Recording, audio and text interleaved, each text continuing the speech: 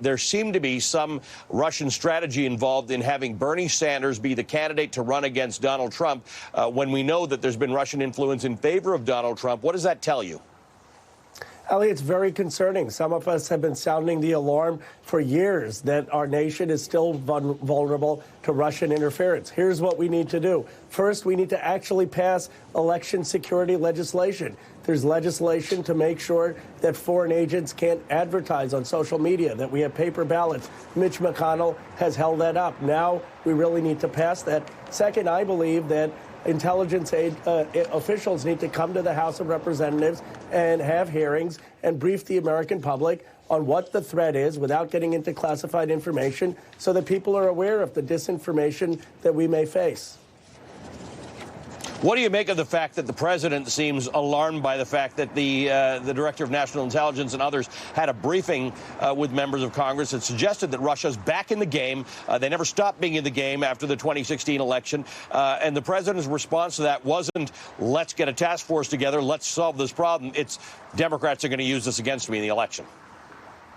Well, the president has been deflecting attention from a serious threat since he was elected. And the problem is that this is not something that affects Republicans or Democrats. It affects our democracy. We in the House passed H.R. 1 that actually tackles this election interference. It's been sitting on Mitch McConnell's desk, and he hasn't moved it. And I think people are right to be extraordinarily angry and frustrated and should demand that Congress actually protect our elections. Congressman, what do you make of the idea that there's a strategy, if there's a Russian strategy to help Donald Trump get elected, and Russians want Bernie Sanders to get the nomination, that they believe that Bernie Sanders would be their best bet against Donald Trump because Donald Trump would win? What do you make of that political argument?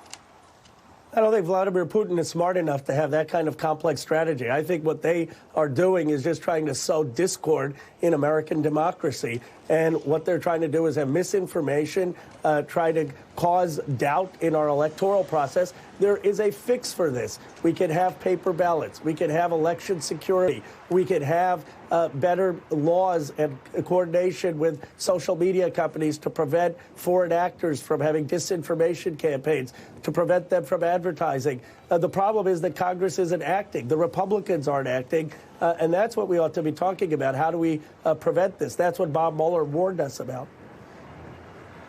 Congressman, can Bernie Sanders do more about the stuff that is going on in social media in his campaign? You're a co-chair. You're not one of those people who sort of tweets nasty stuff, but there has been some stuff. He was confronted about this in the debate.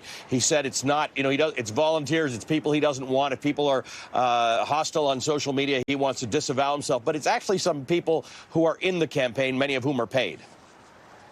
Well, Ali, let me be very clear. I have great respect for the other Democratic contenders, as does Bernie Sanders, and we unequivocally denounce any comments online that are harassing, that are bullying, that are making people feel uncomfortable. That doesn't represent the best of democracy. That doesn't represent Bernie Sanders, and we don't want it. We condemn it unequivocally.